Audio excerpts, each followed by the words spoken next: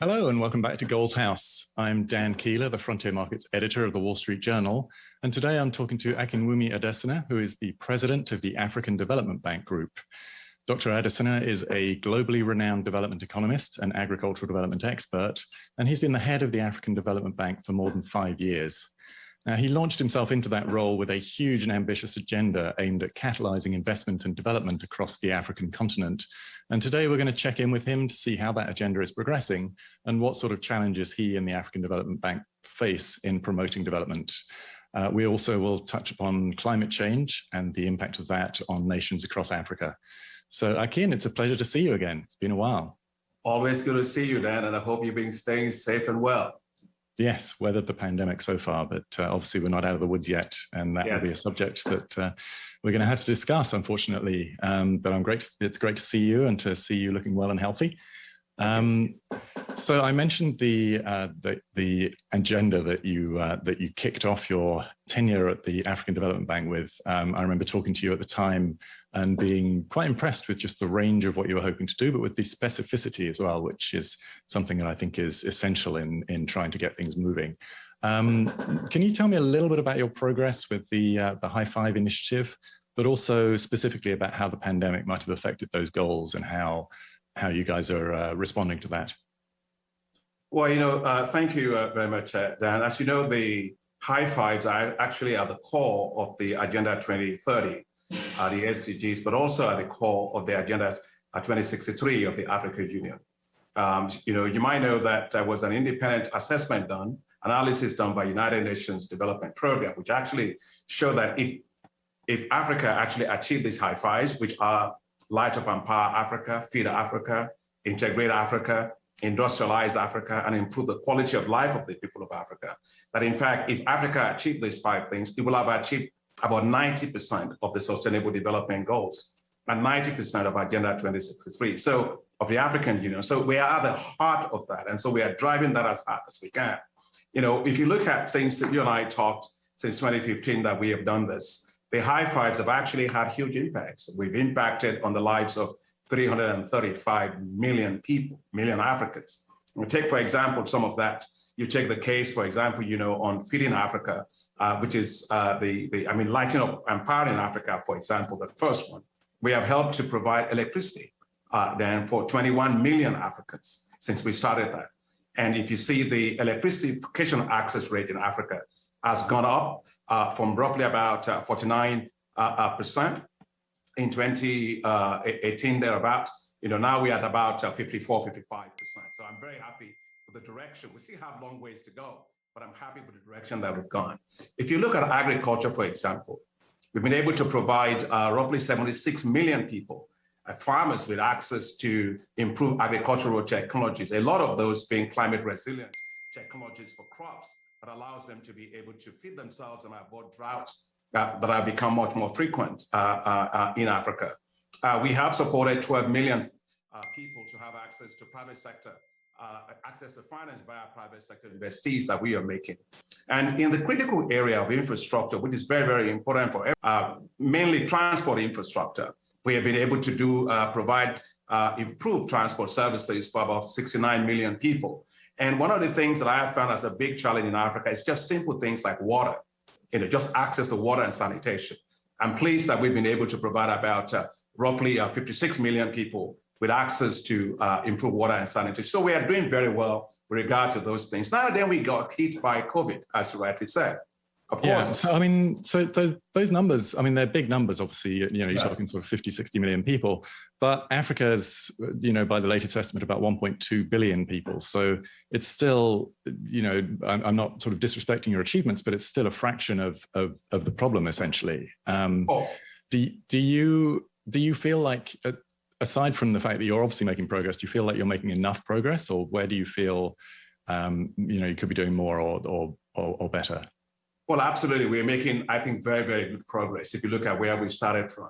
And I think the direction is clear. That's why, because we wanted to do more to accelerate the pace of transformation of the continent, that we actually went to, I went to our board of governors to actually ask for a general capital increase for the bank to allow us to be able to have the firepower to do more. And I'm very delighted that our shareholders increase the bank's financing, capital base significantly. We went from $98 billion to $203 billion. So significant amount of capital increase that we got.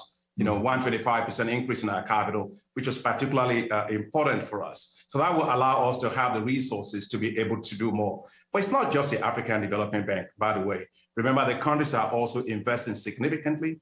A lot of other partners are also investing. A lot of private sector is also investing. So I think that the trajectory is the right trajectory. We've already set great goals for ourselves to be able to do that. I have never been much more excited that we can actually reach these goals by 2030. However, I am also very realistic of the challenges that have been posed now by the COVID-19 pandemic, which of course slowed down Africa's economic growth rate, went down by minus 2.1%, which is down the lowest we've had in more than 2 decades. Now we are coming back out of that. We project 3.4% GDP growth this year. But again, that will depend on 2 critical factors. One, of course, is the issue of debt overhang, because Africa's debt is quite high. It's about $842 billion, which is very, very high. And it's like running up a hill, then you have a sack of sand behind your back. It's very hard to run fast, And the second one, of course, is the issue of vaccinations, access to vaccines. We have a dual recovery pathway in which Africa only has right now, 2.4% or so of its population that has been vaccinated. So these are the challenges that we face, But look, life is always like that. You have to be much more resilient. And I'm confident that we are resilient enough to be able to recover and get back on our growth trajectory that we have already projected. Yeah, that's been a very interesting journey. And obviously, we're still in the middle of that journey now. But the Africa's experience with COVID, I think at the beginning of the pandemic, many of us were extremely concerned about how it would unfold. And we felt that many African nations might be among the worst hit for various reasons. And obviously, some of the experiences that they'd already had with Ebola, for example, actually put many African countries in a better position than others around the world. But now it feels like there's another wave and another wave coming that just keeps hitting African nations. And do you feel like the international community is paying enough attention? Because that's been a fear across many of the countries that I cover at the Wall Street Journal, that they're not getting the attention from the international community. The vaccines aren't arriving. And it could have devastating long-term impacts. Yeah, first is what we are doing, or what we've done actually from the African Development Bank. Last year, we actually had to repurpose a lot of our money to be able to support African countries to deal with the fiscal shocks that arose because of the pandemic. And so we launched a $10 billion crisis response facility for African countries to support African countries. And in addition to that, we also launched a $3 billion social impact bond on the global capital markets, which is, at that time we launched it, the largest ever social impact bond ever that is US dollar denominated in world history. Just tells you how quickly and the scale of response that we had. Now, when it comes to, despite all of those things, Africa still faces a number of challenges, especially as rightly said, with the issue of vaccinations. And so right now, the biggest issue is how to make sure that COVAX, for example, delivers a lot of the doses that Africa really needs.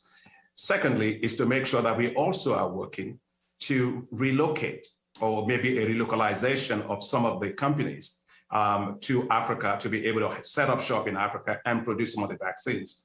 And some of that progress has actually been made. You have Johnson & Johnson in South Africa, that's happening. I was at the G20 Compact with Africa with Chancellor Merkel, at which a number of deals were signed by Rwanda, by Senegal, Institute of Pasteur, with the Pfizer-BioNTech, which is also going to set up shop in those places. But remember, these are multinational companies that are relocating to Africa, which is fine. However, we need to continue to make sure that Africa builds its own indigenous pharmaceutical capacity. Today, Africa imports, essentially 70%, almost 80% of all of its pharmaceutical drugs that it needs. And that is not good for Africa. Africa must secure itself, and Africa must be self-sufficient when it comes to pharmaceuticals, and also at vaccines. Take the case of vaccines, for example. Africa today only produces 1% of vaccines that it needs. And in the case of the situation you mentioned, Ebola and all that, we need to make sure that we build Africa indigenous manufacturing capacity, not just relocalization of industry, which is good, but the ability to transfer technology, to transfer intellectual property rights, to understand the processes, and therefore be able to produce the active pharmaceutical ingredients you need for making medicines, but also being able to have the antigens that you can also need to produce with the right platforms, the kind of vaccines you need. So the focus is going right now to being, how do we build that capacity, not only for the issue of COVID-19, but also for other pandemics in the future, but also tackling the challenges that Africa has with malaria, with cholera, with typhoid, and all the other things. Yeah, it does seem like one of the sort of unexpected side effects of the pandemic has been that it's really kicked people into action, that it's accelerated things that were already happening. It's triggered changes and decisions that might not have been made otherwise. Growing Africa's vaccine production capacity seems to be one of those things that's benefiting from that. So, that is something that I've found reassuring, albeit with the caveat that it takes a lot of time to build up the capacity, and really you need that stuff now. So one of the things that I've been kind of watching is whether this whole Build Back Better theme is really going to gain traction. The idea that in the wake of the pandemic, the money that's being spent to try and help economies recover is put to work in a way that is, accommodating more of our awareness of environmental issues and social issues, and isn't just going to be business as usual. It's actually helping to accelerate progress towards a better future. I'm an eternal optimist, as I think you probably know. Do you feel like my optimism about that is misplaced, or do you think about what will actually happen on the continent? Well, we actually have no choice but to build back better. But I would say we have to build back better at scale and actually much faster, given the fact that the COVID-19 situation actually led to, we got 30 million jobs that we lost as a result of that. We had about 39 million people that fell further into poverty. So, it just makes the job a lot more difficult. But the critical thing we need to address, I think, going forward in building back better, let me say three things. One is we have to build economic resilience. Clearly, dealing with the issue of Africa's debt is fundamental. And that's why the issuance of the $650 billion, special drawing rights by IMF is particularly important in providing macroeconomic stability, for countries, but also helping a lot with the balance of payments issues that many of these countries face. But of course, now the SDRs are the only monies that on the table today to deal with climate, to deal with debt, to deal with health issues. So we got to make sure, in my view, that we use the SDRs and leverage them. The multilateral development banks can play a huge role in leveraging this significantly. For example, we feel if some of the SDRs were to come to African Development Bank, we can leverage that by up, let's say, $50 billion. We can leverage that up to about 4 times to provide $200 billion to public development banks all across Africa. But sorry to interrupt. That makes sense from a numerical point of view, and it certainly sounds very appealing from an economic point of view. In reality, though, do you think it really could happen? Because you're talking about, when you're leveraging up to, potentially hundreds of billions of dollars, that money's got to come from somewhere. And enthusiasm for investing in Africa, certainly my perception of it is not as high as it has been in the past. And it's so, how realistic is it to leverage some of that money?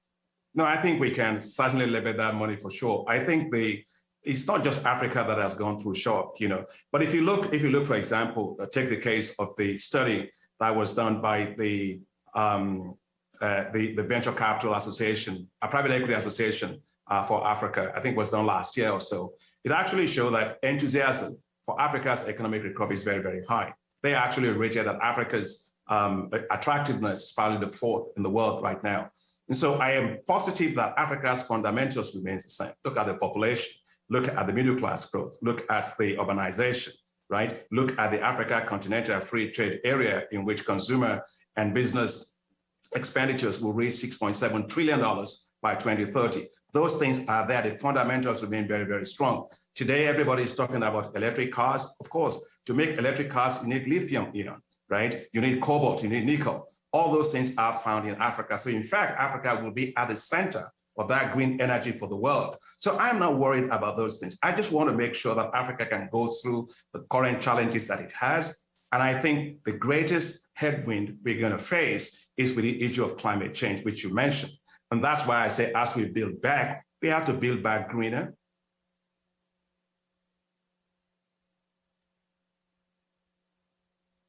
The challenges with the COVID-19, Kenya had low-cost swamps.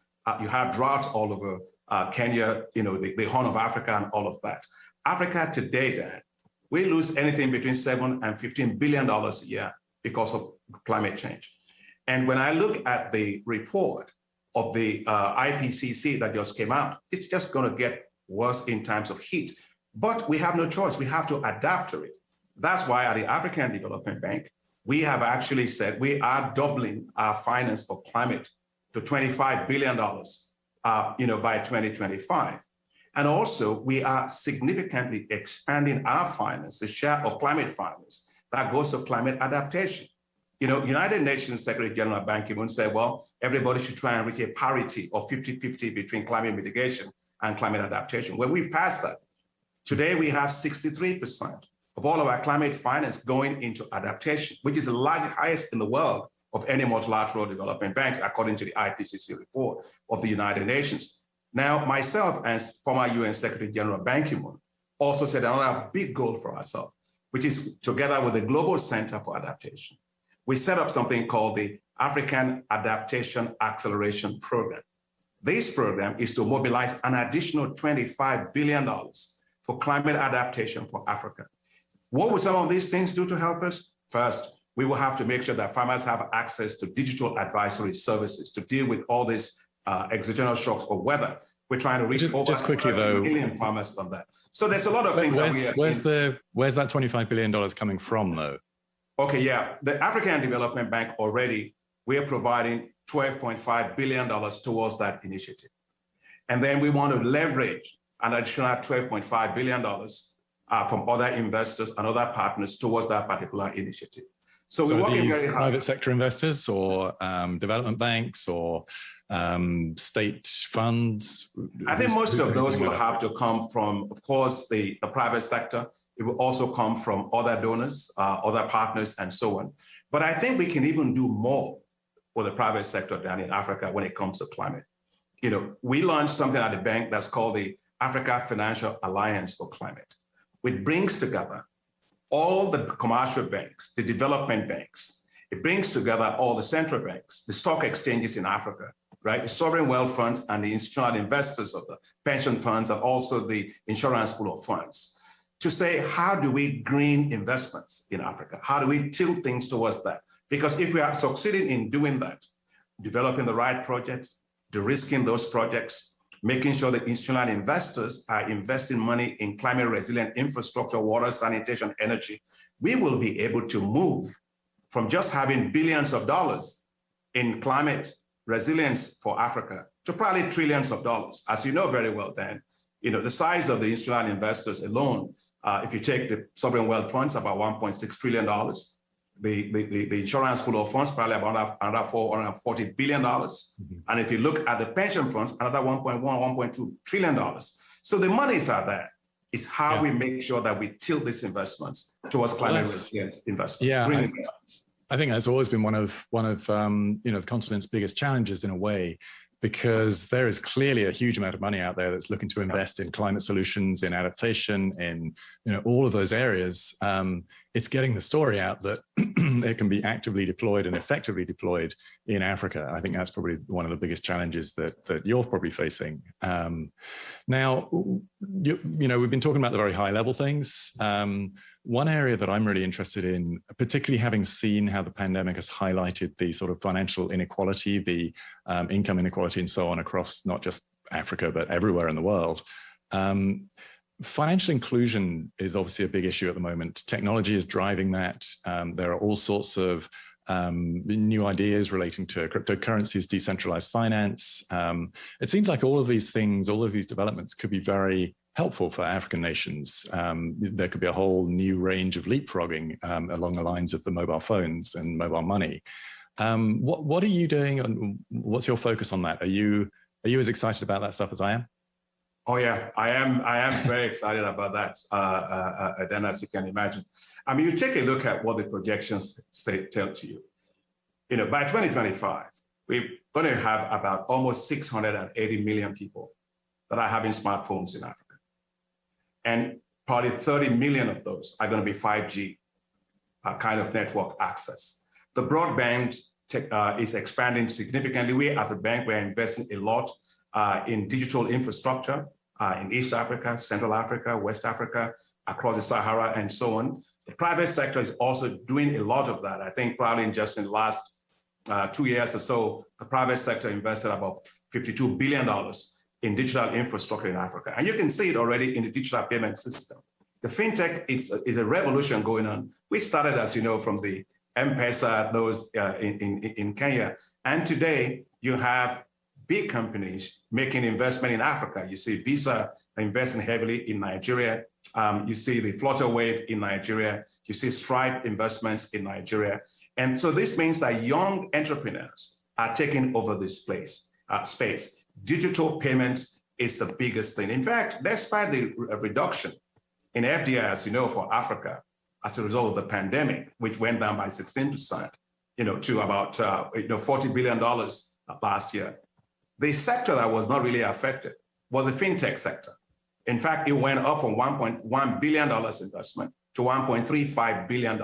So this is the future, digital payments. And this you can see because of the pandemic, a lot of the technologies that people use were all based on IT. So the future is digital. And I'm very, very excited about what the opportunities hold in particular for this. The bank has something that's called Digital Financial Inclusion Program, together with the Bill and Melinda Gates Foundation, that we are actually sitting with $400 million. And the goal is to be able to get, probably about 350 million people or 400 million people to have access to digital accounts, digital savings, and all of those. So this is— And would these be people that currently don't have access to any kind of financial products, or are these people that are migrating from traditional products to online digital? Well, it's basically it's for the unbanked, right? It's basically going for those that do not have access to the digital accounts, a mobile account. So we're trying to make sure that we expand that. Of course, you're also going to have an elevator approach in which those that might have started maybe just in terms of digital account, moving to savings, access to insurance, and all that also being part of that mix. But at the end of the day, you still have roughly almost 600 million people that don't have access to accounts. So we've got to make sure that we actually drive digital financial inclusion for them. Yeah, and I think one of the things that's interesting, I mean, the companies that you mentioned that are at the forefront of this are essentially African companies rather than, Silicon Valley wading in and saying, we've got this service that you should buy from us. It's actually the other way around. And that's, I feel like that's potentially a very positive development. Let's hope it continues that way. Yeah, and just on that, just sorry to bother, you take a look at many of these centers like in Lagos, you have the Yabakan Valley. You have right now in Kenya, you have Senegal, you have Rwanda, you have South Africa, in Cape Town, all this. So I really think there's a very, very dynamic sector that we have today, which will play a big role, in particular in the rollout of the Africa Continental Free Trade Area in terms of cross-border payment systems. Mm-hmm. Yeah, that's a whole different discussion. I'm not even sure if we're going to get to the African free trade area yet, but let's save that conversation for another time. I do want to hear your thoughts about the Biden administration and the relationship between the US and Africa, and how that might progress and what your hopes are for the future in that. Well, I'm excited about the Biden administration. You can see that he's recalibrated in terms of support for Africans, even in terms of his cabinet. The African Americans and all those also Americans of African origin that are actually there a lot in his cabinet.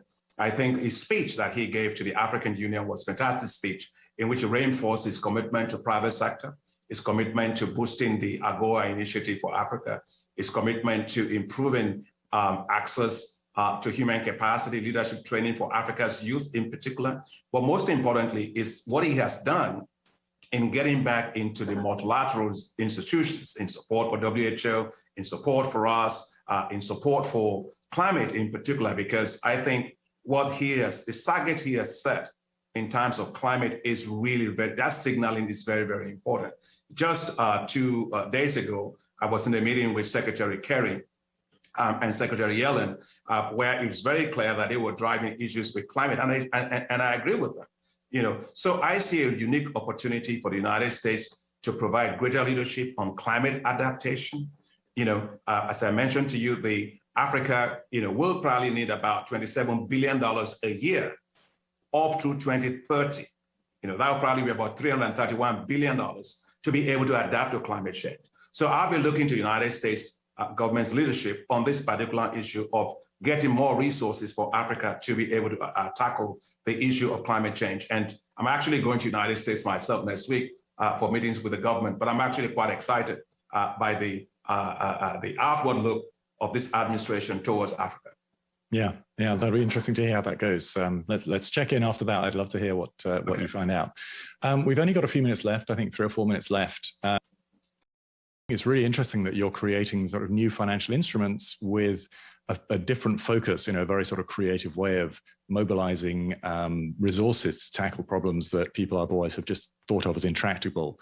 And it sort of reminds me of like the climate finance as well, not the climate finance, the natural capital, the idea of, creating financial instruments that somehow enable you to capitalize on the value of your natural resources without digging them out of the ground or burning them. So hopefully that's a positive development. Talking developments, I have heard from Mission Control that we are wrapping up in a minute or two. So I've got just 1 or 2 more questions for you. I did want to ask you, when you think about, the sort of past decade or so in Africa, when I look at it, there's been so many, really inspiring moments where people come up with these fantastic ideas. Mobilizing them, realizing them, getting them to actually happen seems to be something that is, not quite as successful. Do you have like a magic bullet that you think could turn some of these great ideas into reality? Like, what would that be if you could wave your magic wand? What would happen? Well, the thing is, development is a very tough business. But to develop, you have to have vision, and you have to have passion. You have to have commitment, and you have to be able to develop against all the odds. I really believe that, as I am personally very impatient for Africa's accelerated development. And so what I'm seeing on the continent is that the Africa Continental Free Trade Area gives a lot of boost, a lot of hope. All the things that we've been talking about to build more resilient, integrated economies are happening. I think that, also some of the things that we are doing, for example, on the youth, we're trying to also support countries to even consider the creation of youth entrepreneurship investment banks that will create new financial ecosystems for all the 485 million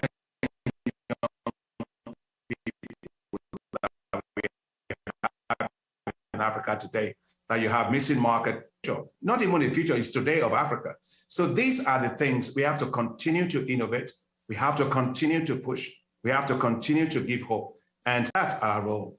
Make sure we can actually bring investment to Africa, come up with solutions as a solutions bank for Africa. For me, I am a relentless optimist when it comes to Africa, as you know. I understand the challenges are there, but look, challenges are to be overcome. They're not supposed to bring you there.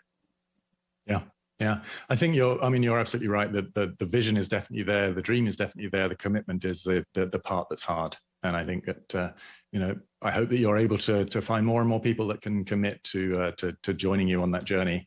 So thank you so much for joining us today. It's been great to see you again. Thanks, Dan. Lovely to hear about the progress you're making. And I do genuinely want to check in with you after you meet the political leadership in the US, because that sounds like a very big step in the right direction. Yeah. So thank you for joining us. Thanks a lot, Dan. Always good to see you. Thanks a lot. Yeah. And thanks very much for the house as well. Appreciate it. Yeah. Thank you. Yeah, my pleasure. Cheers, and thank you to the audience. Thank you for listening in. I hope you found it useful. One final note, if you're interested in keeping up to date with emerging and growth markets, do sign up for my free weekly newsletter, which is from the Wall Street Journal. Just go to wsj.com/newsletters and look for WSJ Pro Emerging and Growth Markets. I believe Akinwumi Adesina is one of our readers. And if he's not, then I'm going to send him a sign-up link immediately. Thank you. Thanks a lot, Ed. Appreciate it.